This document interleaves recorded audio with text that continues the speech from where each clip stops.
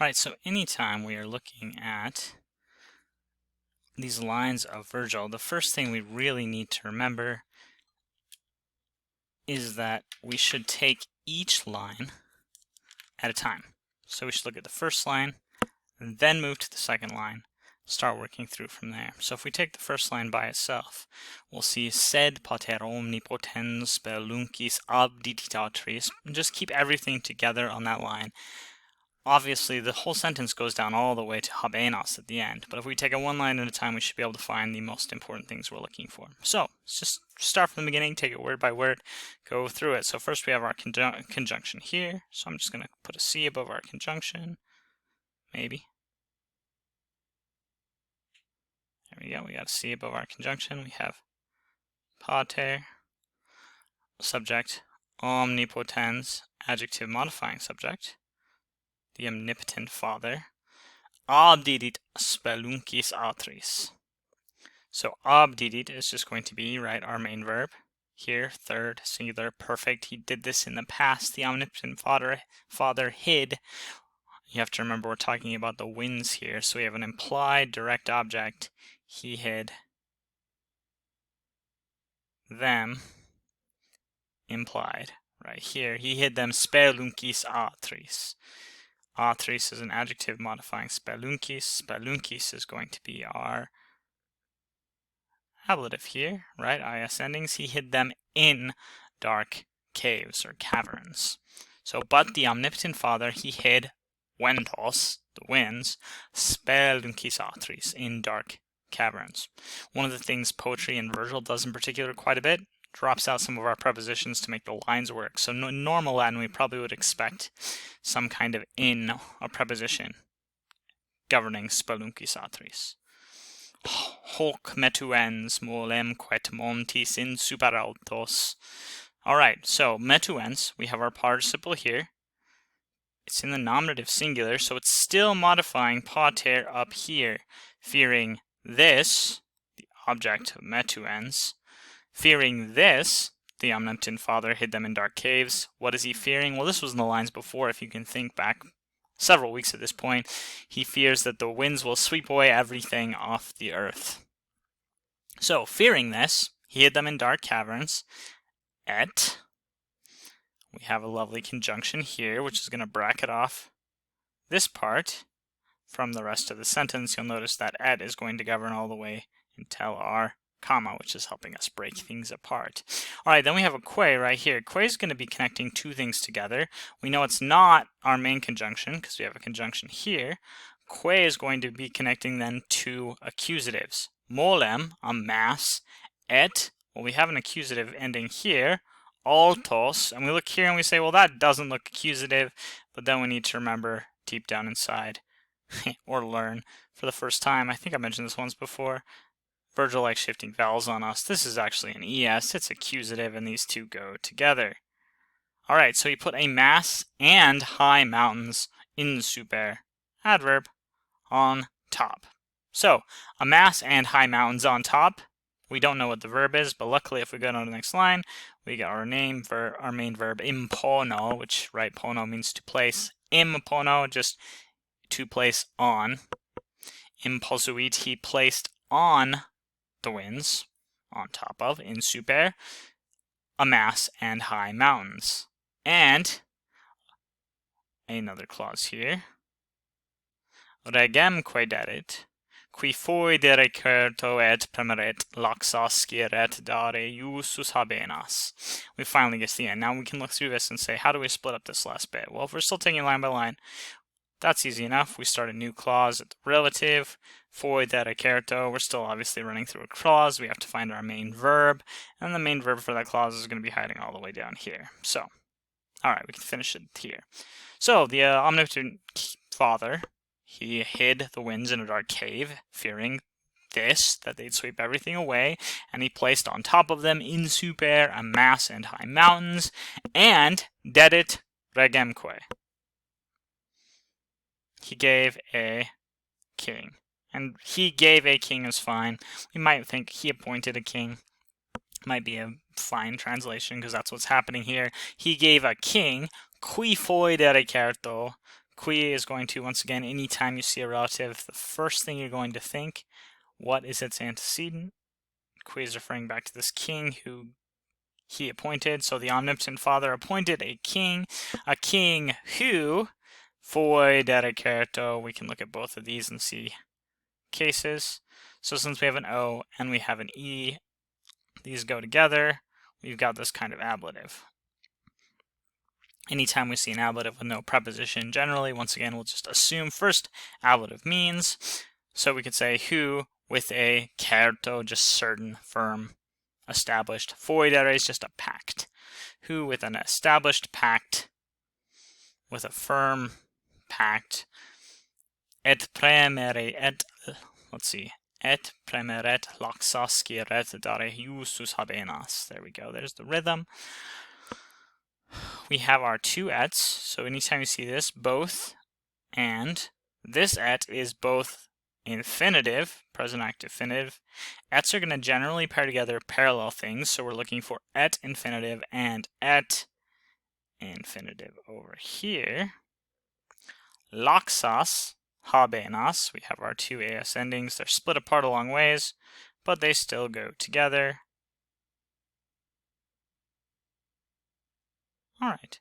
A king who, with a certain pact, he skiret, skio, he knew. Now this is an imperfect subjunctive. It's a kind of subjunctive we haven't learned.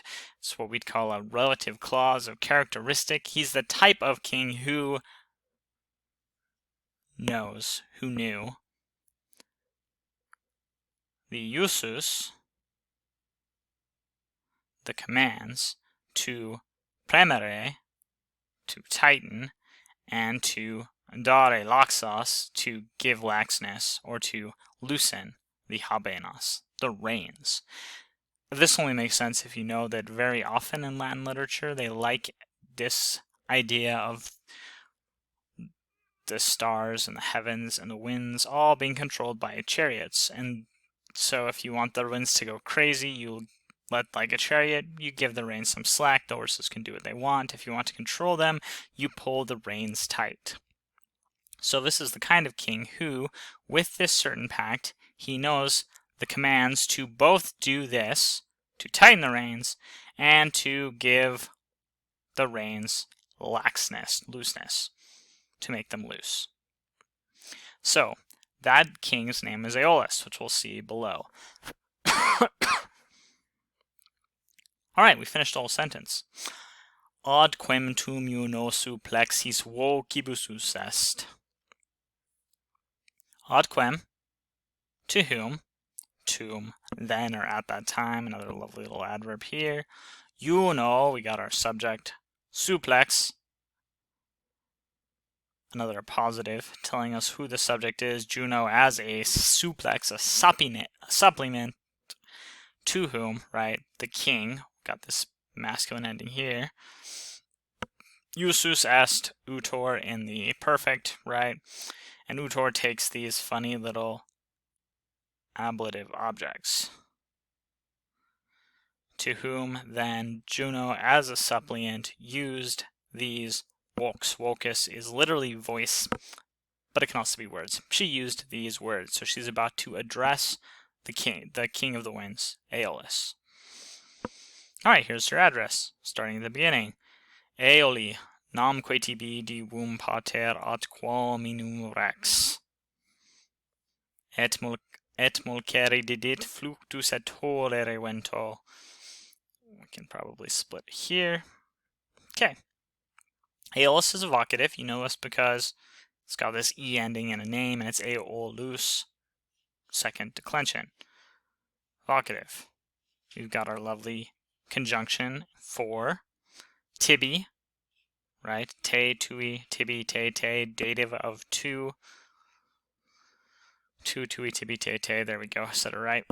So it just means to you.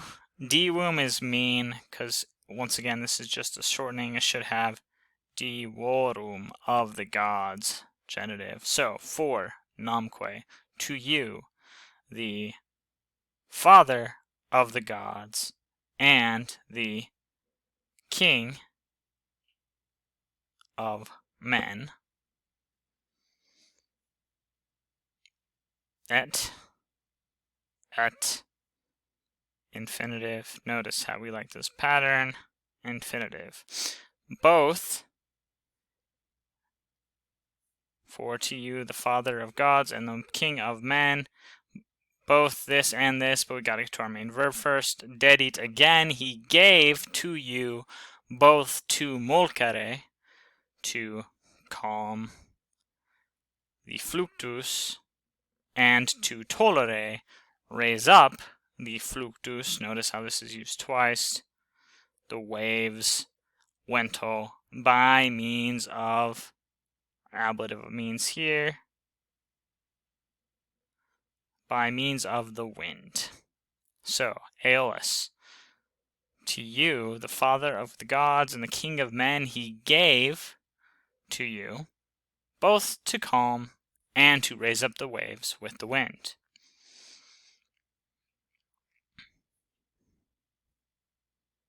Final sentence.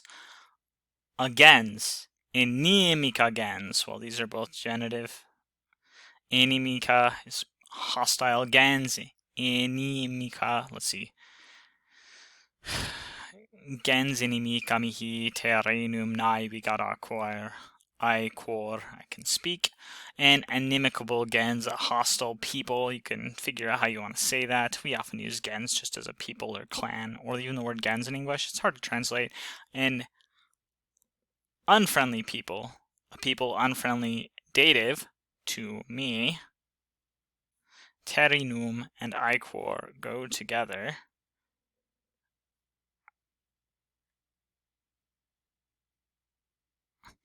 They sail, navigat, currently, in the present, there's our main verb, they sail or are sailing, the terrenum iquor, the Terrenium, which is just a place kind of near Rome. Iquor means sea, literally it just means a flat place. They sail the Tyrrhenian flat place, the Tyrrhenian Sea. And then we have to come to our final line, running down to the bottom here. If I can see where I'm at, there we go. Portans, referring all the way back to this gens up here, another present active participle. Carrying Ilion Italiam portans victosque penates, carrying Ilium into Italy. So Ilium is another name for Troy. In Italiam, they are carrying Troy into Italy, and the victosque penates, and they're carrying the penates, which are small household gods. The penates victosque, so here we have, once que, move it up in front over here. Victosque is going to be our perfect passive participle, and gods having been conquered, but in English we'd probably just say the conquered gods. So really quick, but the omnipotent Father, from the top, he hid the winds in dark caverns, fearing this. And he placed on them a mound and high mountains. And he appointed a king, who with a certain law knew the commands both to press down and to give the reins laxness. To whom then Juno as a suppliant used these words, Aeolus, for to you the Father of the gods and the King of men he gave both to calm the waves and to raise them by the wind. An hostile people, a people hostile to me, are sailing the Tyrrhenian Sea, carrying Troy into Italy and the conquered gods. And there you go. There's your passage.